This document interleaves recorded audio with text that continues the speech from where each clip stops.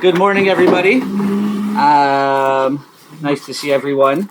What I wanted to do today, and as you can see, we're going to be a little bit ambitious today, trying to cover a lot. We'll see what we're able to get to. The reason why there's so much to talk about here is because we're going to be discussing, I think, one of the most well-known, but yes, one of the most probably enigmatic or mysterious stories in the Torah, and that is the sin or Moshe's mistake at Mei Meriva, which happens in the middle of this coming week's Parsha. And in order to really set the background, what I want to do is just start with really going through the psukim and really seeing the text itself and the actual story as it is mentioned in the Torah, and then together to identify some of the main questions that need to be explained and that tend to be answered by the Mefarshim in general. So let's start. We're in source number one. Source number one, again, this is really smack in the middle of the Parsha. The Torah opens up with a bit of background and then goes straight into the story of Moshe and the rock. So the Torah says in source number one, Vayavo b'nei Yisrael kol ha'ida midbar tzin b'chodesh harishon. All of Am Yisrael, the entire nation, they gather in the midbar, in the desert of Tzin, on the first month. Vayeshev ha'am b'Kadesh. They're now settling in the area of Kadesh. Vatamaz sham Miriam vatikaver sham. And Moshe's sister Miriam dies. Vatikaver sham, and she's buried there. And this is the beginning of the death of really the leadership, because we know in this week's Parsha we have Miriam that passes away, and then Aaron passes away later on in the Parsha. Really, we're starting to see the beginning of the leadership of this generation passing away. As a result, or the truth is the Torah doesn't say it very clearly, but what seems to be a result of Miriam's death, and all of a sudden the Jewish people are without water, and the nation gathers around Moshe and Aaron, seemingly because they are upset. Now again, I referenced it. It's not clear that there's a connection between Miriam's death and the lack of water, but as we know, Chazal see the connection, and what Chazal say is that throughout the years in the desert, the Jewish nation had water from the Be'er Miriam, the well of Miriam, that was given to them as a zechut in the merit of Miriam, and that when she died, the well was no longer there, and therefore they no longer had water. Vayarav ha'am im Moshe. The nation begins to argue with Moshe. Vayomru le'mor v'lu gavanu b'gva'achenu l'fnei Hashem. If only we had died. Why are we still alive? Why do you need me to be here? How are we going to survive? Lama havetem et kahal Hashem el hamidbar hazel lamuz sham anachnu uvi'irenu. Why Moshe and Aaron, or in this case Moshe? Why did you bring us to the midbar in order to die here? Us and our cattle were all just going to die. V'lama he'elisunu mi Mitzrayim. Why did you take us out of Mitzrayim? Lavi otanu ela makom haran. They had to bring us to this horrible place, the desert. Lo mikom zera uteina v'gefen v'rimon. There's none of the beautiful fruit, the teina, the gefen, and the rimon. Umayim enosh. We don't even have any water. Vayavo Moshe v'Aharon mipnei kahal. So Moshe and Aaron go in front of the kahal, el petach ol moed, into the front of the Mishkan. Vayiplu al pneihem, and they fall on their faces in response to the nation's complaints. Vayirah kivod Hashem aleihem, and then God appears to Moshe and Aaron. Vayidaber Hashem al Moshe le'mor, and Hashem now says to Moshe the following: Kach et hamateh, take the staff, v'hake'el et ha'ida, and you should gather the nation, ata ve'Aaron achicha, you and your Aaron, your brother, v'dibartem el hasela, and you should speak to the rock, le'eneihem, in front of the people, v'natan meimav v'hotzeta lahem mayim min hasela v'hishkita et ha'ida ve'et biram. And by speaking to the rock, the water will give its water, and water will come out from the rock, and then you'll give to the nation something to drink. Vayikach Moshe et hamateh milifnei Hashem kasher tziyahu. So Moshe first, he takes the mateh, he takes the staff from in front of Hashem as God commanded him. We're now pasuk yud. Vayakilu Moshe v'Aharon et ha'kaal el pnei hasela. Moshe and Aaron gather the nation right in front of the rock. Vayomer lehem shimuna hamorim, and then he says to them, seemingly it's Moshe, shimuna hamorim, listen, you rebels. Hamin hasela hazen notzi lechamayim. Are we going to actually take water for you from this rock? Vayarem Moshe et yado, and Moshe takes his hand, he lifts it up, vayachef hasela, and he hits V'sela b'mateyu with his staff pa'amayim 2 times. Vayetzu mayim rabim, and all of a sudden a lot of water comes out. Vateish ha'ida uvi'iram, and the nation then gets to drink. Okay, so we have the story, and now let's see Hashem's reaction. Step 1 was the complaint. Step 2 was God's command to Moshe. Moshe carries it out, and now let's see God's response. Vayomer Hashem el Moshe ve'el Aaron, Ya'an lo he'emantem bi lahaktisheni le'enei b'nei Yisrael. Since you didn't believe in me in order to sanctify me in the eyes of Bnei Yisrael, lachein lo saviu et ha'ka'al hazeh el ha'aretz asher nasati lehem. Therefore, you will not merit to bring this nation into the land that I am going to give you. And then the Torah just concludes with a final, kind of like a concluding statement. Hema mei meriva asher ravu b'nei Yisrael et Hashem vayikadesh bam. These are the waters of strife when Am Yisrael fought or challenged with Hashem, vayikadesh bam, and he became sanctified through them. Okay, so we have the story. This is a story that many of us are familiar with. God, the people complain. God commands Moshe to do something. Moshe does something seemingly different or something wrong, clearly. And then God provides Moshe with the punishment that because of what he has done, really Moshe and Aaron, because of what they have done, they're no longer going to merit to enter Eretz Yisrael. What are some questions that come up when we see this episode? Okay, good. Okay, so one question, which really, to take a step back before we even get to your question, is why is God asking Moshe this time to speak to the rock? Right? It seems like it's deja vu. We've had a story already where there was no water. God told Moshe to take the staff and hit the rock, and the water came out. And that happened much, much earlier. Here, God says to Moshe, don't hit the rock, but speak to the rock. That's one of, I think, the major questions. In addition to that question is the question that you're asking, which is, if God doesn't want Moshe to hit the rock, then why take the staff? Meaning, it's almost like God is playing games with Moshe, which is like, take the staff, but don't hit it. Take the staff, but speak. So if he's going to speak to the rock, he doesn't need the staff. Okay, what other questions come up? Yes? 2, number 1, why did water come out and Hashem didn't want that way? Also a great question. If it wasn't what God wanted, then why did the water come out? And 3, classic, what did Aaron do? Okay, excellent. Another question. What did Aaron do? Aaron is part of the story. He's not part of the story. On the one hand, he's there when they gather in front of him. God speaks to Moshe and tells him what to do. Why is he punished? And yet, at the end, why is he punished? Good. What else? Why did Moshe Rabbeinu lose his temper? Okay. Why did Moshe Rabbeinu lose his temper? That is a good question, although that already has a certain assumption assumed in the question, which is that Moshe lost his temper. Which, again, is the opinion of some of the Mepharshim. But it is a good question, which is, as we're going to see, one of the explanations for Moshe's sin was that he lost his temper specifically here. And one of the questions we could ask is, why specifically here? Of all the places where people have done something wrong or said something wrong, why is Moshe losing his temper here? Excellent, good question. Okay, let's think about Sorry? His sister just died. Okay, excellent, good. We'll hold that thought. Doesn't fit the crime. Does the punishment fit the crime? Right? It does not seem like the punishment fits the crime. Okay, fine. Let's say Moshe did something wrong. And we're going to have to understand exactly what he did. Assuming he did something wrong, did he really warrant the punishment that he gets, which is that his whole lifelong mission has been to enter Eretz Yisrael, to bring the people into Eretz Yisrael, and now that gets taken from him in a second. And the question is this really appropriate? Right? We know that HaKadosh Baruch Hu in general will gives a punishment, midah keneged midah, but God punishes people according to the sins that they do. So here, in what way was Moshe's sin so bad that he necessarily merited not being able to bring the people into the land of Israel? Okay, I'm gonna break it down into really 3 questions because I think they're all small parts to these questions, but I think the 3 major questions we have to understand are, number 1, why would God want Moshe to do something different than he did last time? Included in that is going to be, well, why does he need to take the staff if he's going to hit it? Number 2, what's Aaron's part in this story, and why is he also punished in the same way? And I think number 3 is, in what way did this really fit the crime?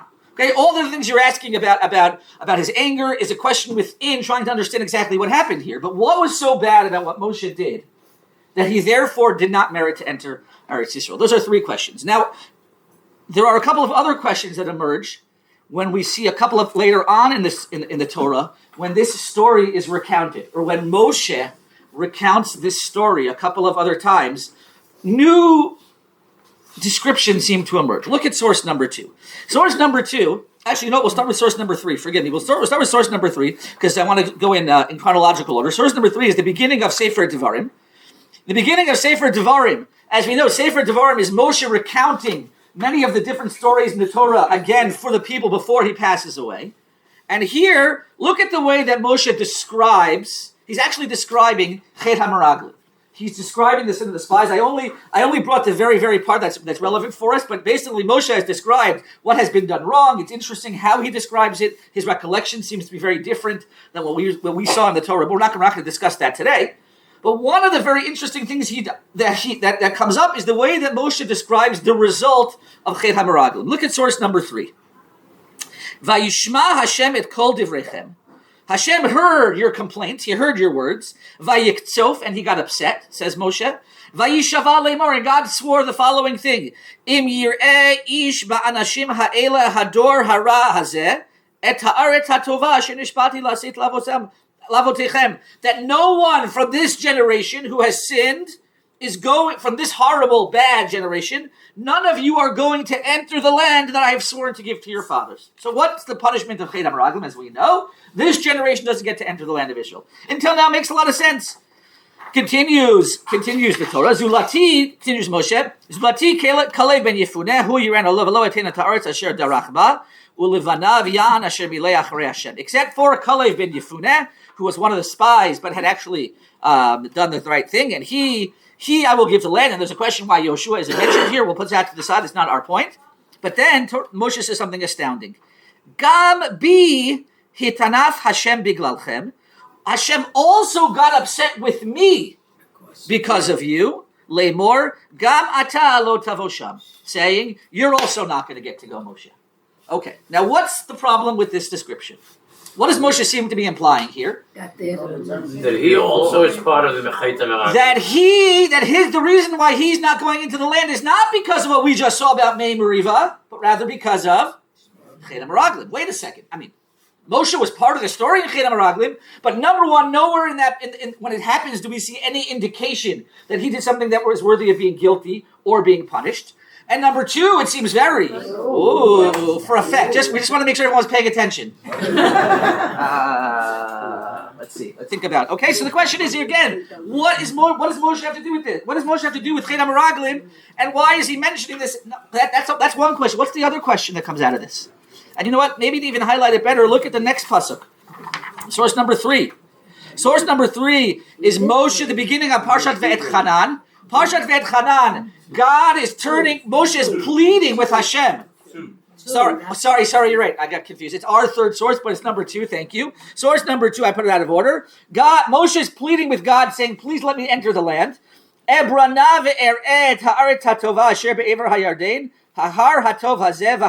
Please let me pass and see this land. Go over the Yarden to the beautiful land. Hashem gets upset at me because of you. V'lo shama Eli. He didn't listen to me. Vayomer Hashem Eli Rav Lach al Tosef daber Eli od b'davar hazeh. Hashem says to him, enough, stop. Don't keep talking about this. And then he he refuses Moshe's request. What's unusual of how Moshe describes the reason why he's not entering the land of Israel? He doesn't talk about what sin it was, but who does he blame? The people. It's your fault. Vayisaber Hashem bi lema'anchem. It's all because of you. And if we saw also in the last one, he said, Gam bi hitanaf Hashem biglalchem. Hashem got upset with me because of you, right? Who's Moshe blaming for this whole thing? It's all your fault. Now, wait a second. If we looked at the story, we don't know exactly what Moshe did wrong, but it seemed pretty clear that Moshe has done something wrong. So why is Moshe, in his recounting of the story, blaming the people? Okay, so very frustrated. Because he's very frustrated. It's true, he's very frustrated, although sometimes we know, and I don't think this is what Moshe is doing, that people have a hard time accepting accountability, right? They'll do something wrong and they'll find everybody else in the room. I'm assuming that, I think Moshe Rabbeinu was the greatest leader that Jewish people have ever had, is not guilty of that. But so the 2 other questions we have to ask ourselves before we begin to really understand this is, number 1, why does Moshe seem to also be blaming the people? or this is really question number 4. Let's just go through the questions again. Question number 1 was, why does God ask Moshe to speak to the rock and not hit the rock? And if he's asking him to speak to the rock, why does he have him take the mateh? Number 2, what happened to Aaron in this story? Where is Aaron's involvement, and why is he punished? Number 3, does the punishment fit the crime? Doesn't seem to, or we have to understand what is the crime exactly. Number 4 and 5, as we're going to see right now, number 4 is, why does Moshe seem to blame the people?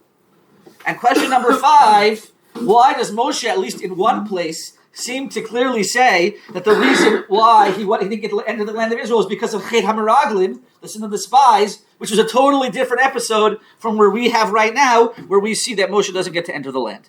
So before we do the first 3, I actually want to start backwards. I want to start discussing numbers 4 and 5. Okay, the Mefarshim deal with all of these, and it's amazing to see the beautiful creativity and the range of suggestions that are made regarding this entire episode, because these are very, very, the Mefarshim note that these questions are very, very clear. I'd like to start with number 4, which is, why does Moshe seem to blame the people? And a few different explanations arise. Look at source number 4. Rashi does not give an explanation, but he seems to be very clear in how he understands the pasuk. When Moshe says to them, Lima anchem, for you, says Rashi, bishvilchem, for you, atem garamtem li.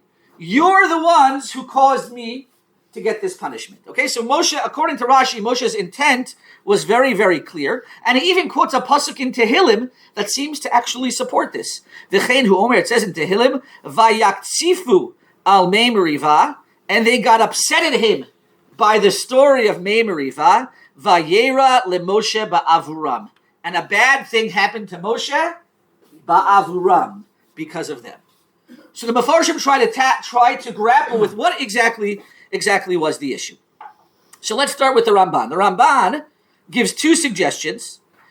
In source number 5, not the first paragraph, but the second paragraph. The second paragraph, V'ta'am biglalchem, says the Ramban, why does Moshe seem to blame the people for this entire episode, for this entire sin?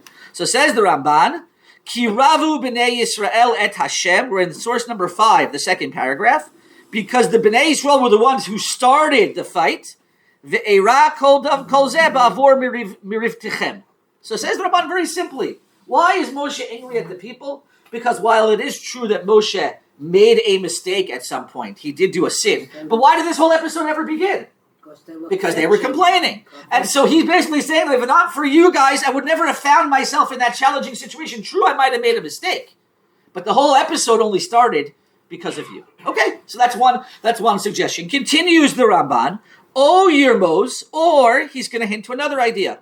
Shehaya haka'as al Moshe v'al Aharon, ka'asher hiku hasela pa'amayim lifnei ha'am, v'lo asu ka'asher nitztavu, v'ha'am hiriru ba'davar, v'hu ma she'ne'amar al asher lo kidashtem oti b'toch b'nei Yisrael. Says the Ramban, as we begin to understand exactly what the sin was that Moshe and Aaron did, what is clear is that part of what they did was the Torah says, Lo kidashtem oti b'toch b'nei Yisrael, that you didn't sanctify me amongst the people, which means that the people's involvement in this entire episode is key to their mistake. Part of what Moshe did that was wrong, or Moshe and Aaron, was that they didn't sanctify God's name amongst the people. So therefore Moshe is turning to them and basically saying, this was all your fault. Number 1, you started it up. Number 2, part of what happened, and again, we haven't gotten to what happened yet, and we're going to leave that for a little bit, but part of what happened was because I was supposed to be doing something amongst you, amongst the people, sanctifying God's name amongst the people. And therefore, if not for the fact that you had created this entire episode, therefore we wouldn't be in this situation. So Moshe, basically the Ramban's general approach with a little bit of a twist in it is that basically, why was it their fault? It was their fault because they started everything, they were a part of everything that happened, even though Moshe himself will admit that he made a mistake at some point as well. Yes, please. Never ask them to pray? For him, you mean? Moshe never asked the You mean to people pray on his behalf? Hashem. You mean on his behalf to get to enter? You're talking about later on, No, just in no, general. For water. You're saying, well, why was his reaction to turn to Hashem and do that? It's an interesting question. He never asked people to pray, and the truth is that we don't see that at all when they're asking for water. It's a very, very good question. The responses are usually sure. It's a good question. Although we do know that the way that the man fell, we've discussed this in the past, was done in a way where people needed to constantly be thinking and hoping that it was going to fall. So part of the existence in the Midbar did require that automatic prayer, but there is no clear, why don't you just pray to Hashem? It's a good question. Is Moshe speaking to the same people in Dvarim as he's speaking? Excellent question, and that's going to be important for later. The simple understanding is no. The simple understanding is that beginning with this week with this section of the Torah, we have now gone from years 2 to year 40. Yes. And that could be an important point, which we're going to get to a little bit later, which is that we're not dealing with the original generation that left Egypt. We're dealing now with their children. Rashi actually says it over there. Rashi says we have now skipped, and it's actually also fascinating how the Torah just skips from year 2 to year 40 without saying anything. That's a question in and of itself. But we seem to be now have gone from year 2 to year 40, and therefore we're dealing with the new generation. Yes.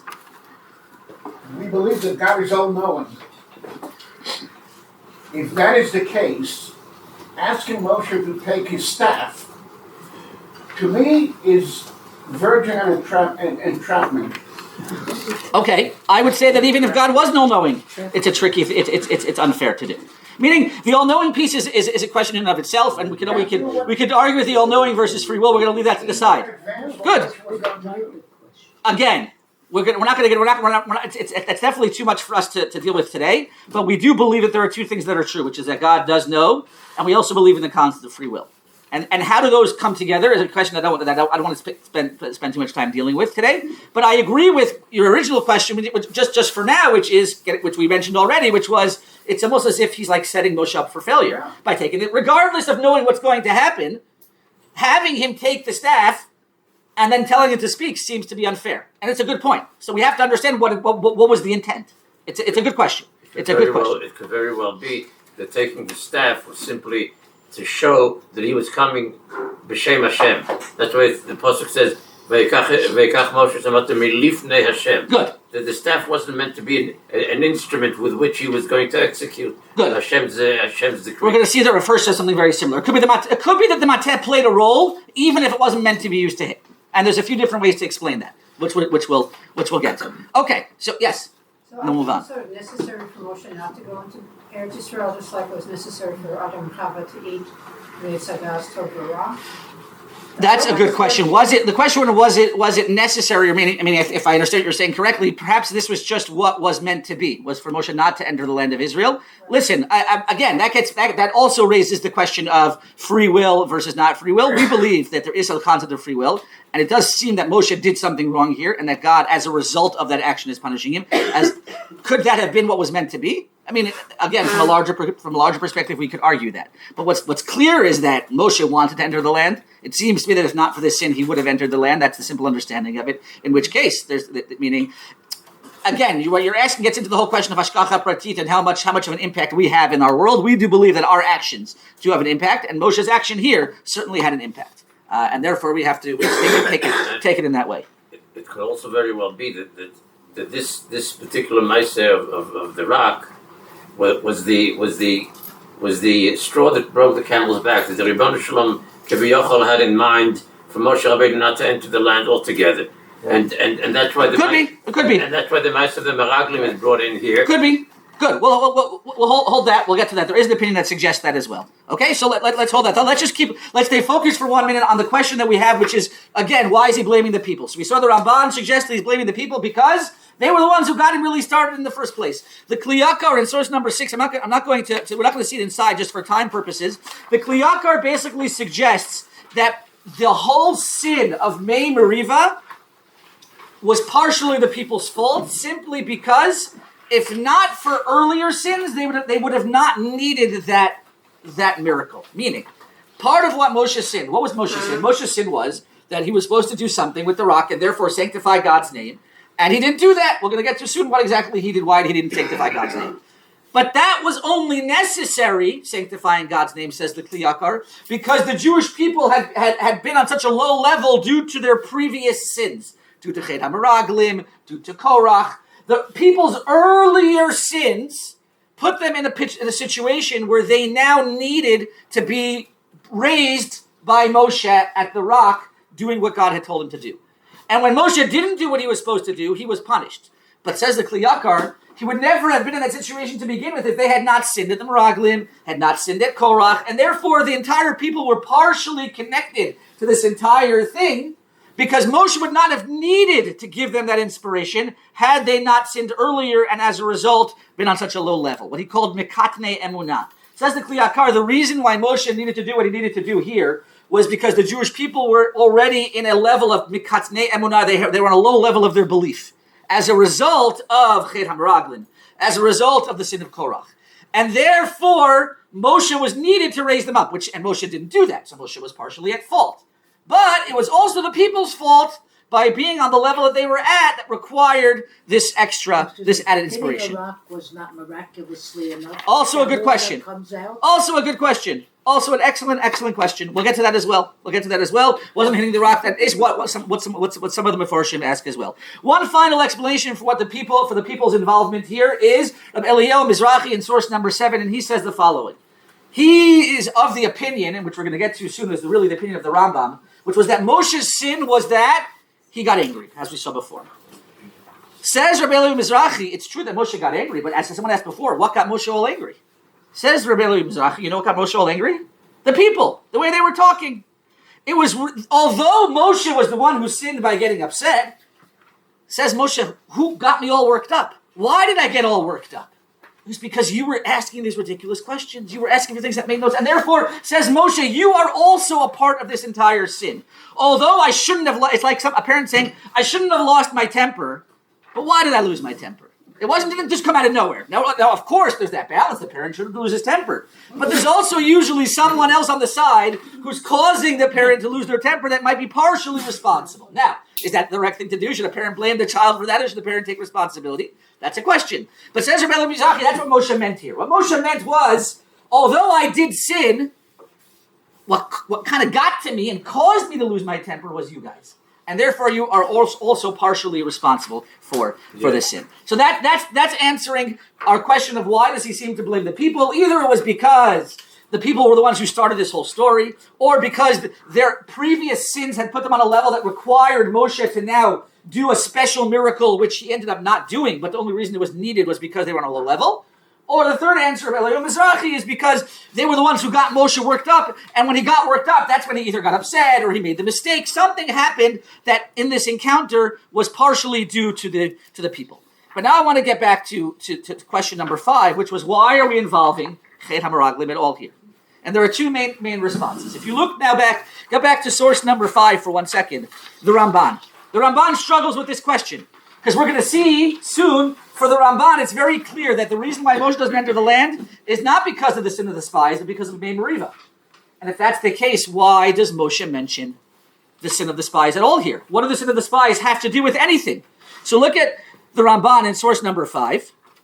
The first paragraph, Yomar hine chatatechem asher asitem ba'et hahi b'meraglim manu mikem haaretz hatova. Says the Ramban, first Moshe mentions the sin of the spies, because that's the reason why the people don't enter the land. Ve'od hosaftem lachto bepam acheret ad shemanatem oti gam oti lavor. And in addition, there was another sin, which Moshe doesn't mention, which is the sin of Mei Meriva, which caused me not to go in. Meaning, says the Ramban, you just have to read the psukim a little bit differently. It's true the pasuk doesn't mention Mei Meriva. It seems to mention only Chet HaEgel. But says the Ramban, that's just a technicality. Moshe was just mentioning the fact that no one's going into the land. Now, why is no one going into the land? There's two different reasons. You're not going into the land for reason A. I'm not going into the land for reason B. We're both not going into the land. And so you can't read too much into Moshe's statement here, says the Ramban. It was really just mentioning why none of us are going into the land. For you, it's because of Chet HaMeraglim.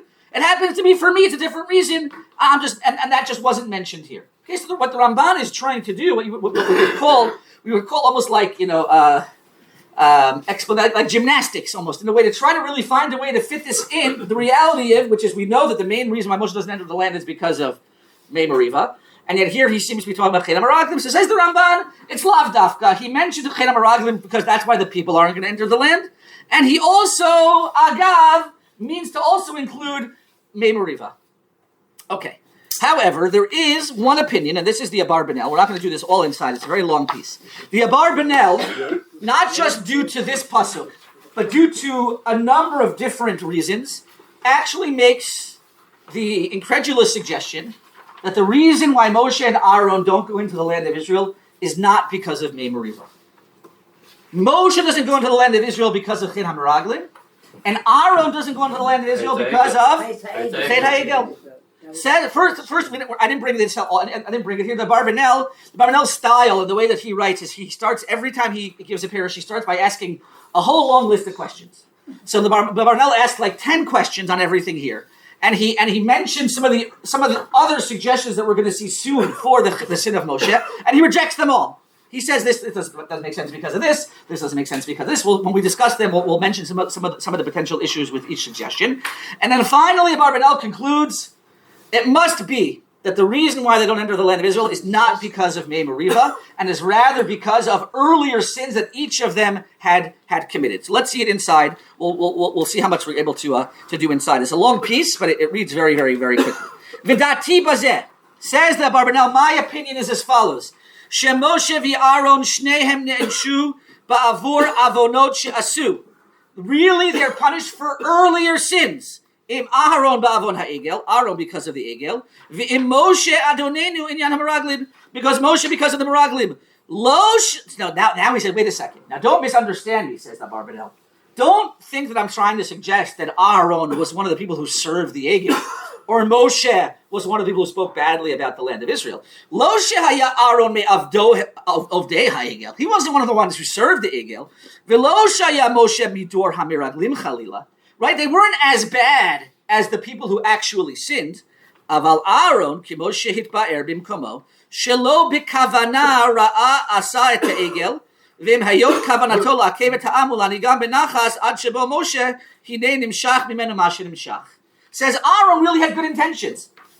If we go back to the Chet HaEgel, we see that Aaron did inadvertently, according to the simple understanding, actually create the Egel. He was the one who created the Egel. And he was the one who said, Chag LaHashem Machar. Now, if you read the Psukim, there are many of the Farshim say what Aaron was trying to do was just to push off time, was to just procrastinate until Moshe came down. But nevertheless, what did result of the actions of Aaron was the Egel. And so, although Aaron didn't purposefully sin and try to serve the Egel, nevertheless, his involvement in Chet HaEgel, says the Abarbanel, led him to therefore need to be punished. Okay? Continues the Abarbanel, I'll just say it outside now for a little bit. Continues the Abarbanel, the same thing is with Moshe and the Chet HaMeraglim. Not that Moshe had bad intentions. Moshe did not have bad intentions. Moshe knew the land was going to be great. However, says the Abarbanel, if you look closely at Chet HaMeraglim, the people ask for one thing. God asks for something else when he tells Moshe to send them in, and Moshe expands upon it. Originally, people just say we want to see the land. And God says to just to go check out the land. But then when Moshe commands the Meraglim, he asks them to answer very specific questions. Is it fortified? Is it not fortified? How is Moshe on his own? Now he had good reason that he wanted the people to have information to know how they were going to conquer the land. But says the Abarbanel, by specifically asking the Meraglim to answer many more questions than God had initially intended, it set them up to come back and give the report that they do. And therefore, says the Abarbanel, Moshe from the time of the Meraglim and Aaron from the time of Chet HaEgel, it had already been decided that they were not going to enter the land of Israel. But out of respect for the fact that they were not the main people who sinned there, that Moshe didn't mean to send the Meraglim and Aaron, therefore God didn't punish them right away. Because if God had punished them right away, it would have seemed like they were being punished because Aaron was one of the people who served the Egel, or Moshe was one of the people who was initially trying to bring about a bad report. Therefore, what God did was, he kind of, in his mind, said, I know that this is a punishment that has to be given, but I'm going to wait. He delayed it. He delayed it. Now, the Abarbanel says something fascinating. If you go now, just to the very, very end, the last part of the Abarbanel, he gives a very, very interesting mashal, a parable. He said to how this all happened. 3 lines up from the bottom. There's like 7 words in. The word vikara. Vikara lahem lefanav yitbarach, kimo shepe'amim rabot yikra le'adam im bino. What happened here was something similar to what happened sometimes with a parent and a child. In bino ha'uvetzlo. Sometimes you have a child who you love. She'im chatalo. Sometimes the child does something wrong. And you know he really should get punished, or he or she should get punished. You have in mind, okay, I have to take care of this. But you just kind of like push it to the side. Now's not the time to punish him. Now's not the time to say anything. Lo yalim et pisho. You don't say anything. You kind of forget about it because of their honor, out of respect for them. And then what happens much later? They do something very small. Kind of like what you were describing before by Saffron. Kind of like the straw that breaks the camel's back, right? They do something. They do something much, much less serious. And then you give them a huge punishment. And if you were to ask the parent, why are you giving them such a big punishment for such a small action? No,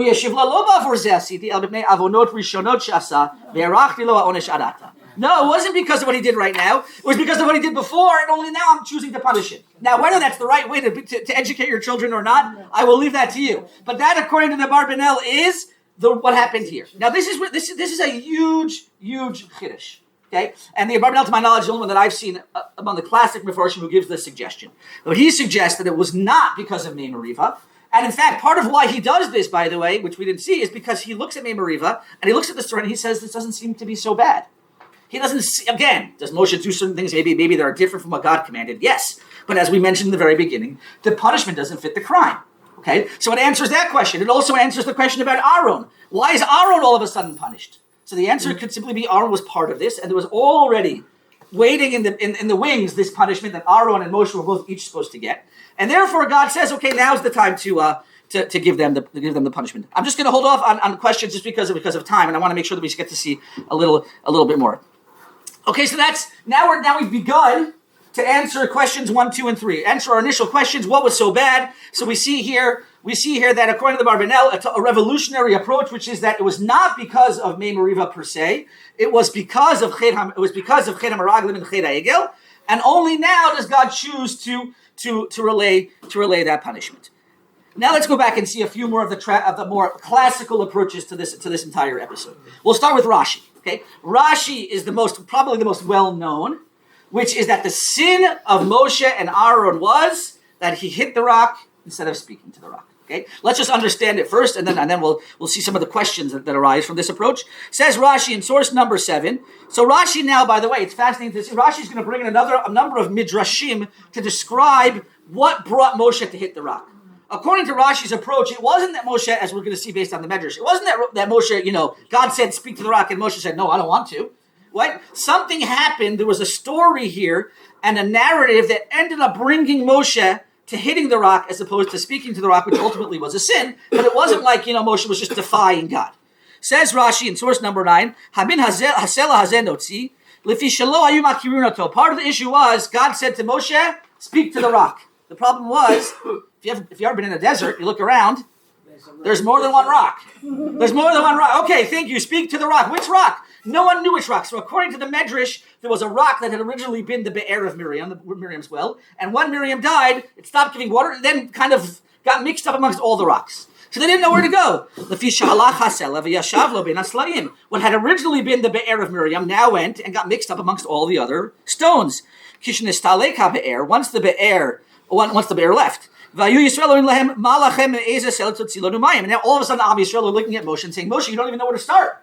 Where are you going to get us the water from? You claim to be getting us the water. So they say to Moshe, which rock are you going to use to get us the water? Lakach amar lahem hamorim sarvanim. And therefore he turned and said, rebels. Why was he getting so upset? It was because they were complaining to him. They were saying, which rock are you going to... It's kind of like, again, to use the mashal, like a parent trying to solve an issue. And as the parent is trying to deal with the issue, all the kids are like yelling and saying, why are you doing this? Why are you doing that? Okay, that's the picture on the vision. Moshe's looking for the rock.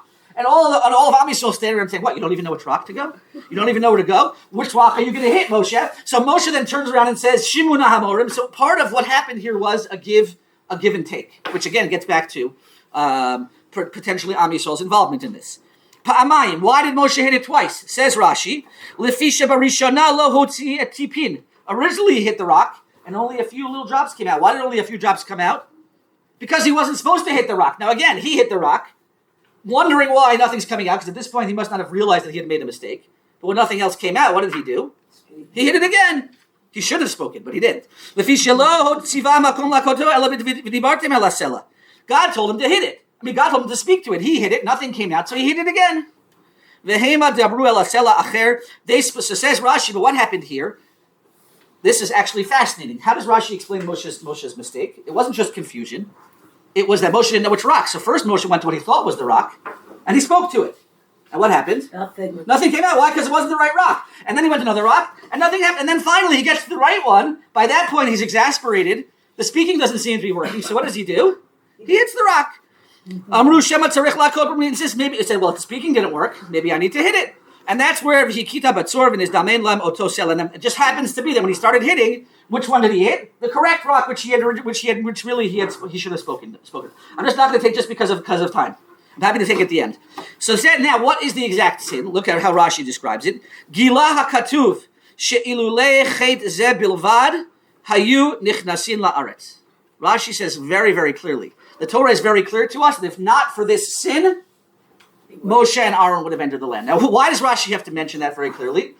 Because he could see people suggesting what the Barbanel is going to suggest. Meaning, it's very clear, says Rashi, this is the sin. Because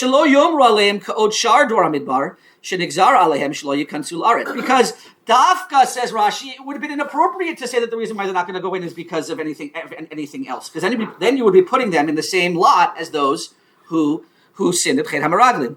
Kach haya avon Moshe v'Aaron. God wants to make it clear that it was because of this sin and having nothing to do with Chet HaMeraglim, lest we group Moshe and Aaron with those people who spoke badly about the land. Then Rashi asks a very interesting question. He says, well, what was so bad? V'halo hatzon ubakar yishachet kashumizu. Says Rashi, wait a second. Moshe seems to have had and said things that were much worse than this. What example does he bring? When God says to Moshe in last week's Parsha, I'm going to now bring a whole lot of meat to the Jewish people, what does Moshe say? Where are you going to find enough animals to do that? Okay, says Rashi, that's probably worse than anything else that Moshe was going to do here, because he's questioning God's ability. So why over there did God not punish Moshe? And now here he punishes Moshe. So says Rashi, Ela lefisha b'seiter chatach alav hakasuv, because that sin was done in private, and God understood Moshe's back and forth, where that was coming from. Therefore, he wasn't punished for that. Kan shebema'amad kol Yisrael, because this was done amongst the entire Jewish people. Lo chasach alav hakatuv mipnei kiddush Hashem. God did not save him, did not hold back from because of kiddush Hashem. So what we see here is again that the sin seemed to be not listening, but not just not listening in such a public way. And therefore, says Rashi, he was punished. Now, again, I think there are pieces of this that are still not 100% clear here. Rashi does quote one other thing, which I'll just say outside. Rashi mentions why did God want him to speak to the rock? Because there was a kal v'chomer, a message that Am Yisrael could have learned from the rock. Just if Moshe had spoken to the rock and the rock had given water, Am Yisrael could have learned, just like this rock listens to the word of God, so too Am Yisrael should also be listening to the word of God. Right? Just like this rock, which doesn't speak, and it doesn't hear, doesn't need parnasa, and yet it still does the word of God, so too Am Yisrael can. Now, I think it's a very interesting kal v'chomer, one that I have to admit I can't say I fully understand, because obviously a rock is different than a human being. A rock doesn't have free will. But there's something here about what I think we get from Rashi, and Rashi is probably symbolic of the general approach, which is that the sin here was the hitting as opposed to the speaking. Now, there are a few other variations of this. We're not going to do all of them right now. One I want to mention, we're going to skip the Rashbam for now just because of time. But the Sforno in source number 11, again, we're not going to do it inside. It's very long. The Sforno says something very fascinating. He says also the sin was that he hit it instead of speaking to it. Now, why was that such a big deal? So Rashi said it was a big deal because it was done in public and it was done in such a big way, and therefore it needed to be punished. The Sforno goes and tries to give background to this entire thing. Sforno explains that there are three types of miracles, or three types of miracles that God will often bring into the world. Let me just make sure I got all of them. Okay? Three types of miracles in the way that God relates to the world. The first one is when rain comes down, or when things happen within the normal way of nature. Okay, that's a miracle that we don't necessarily see as a miracle, but it is a miracle.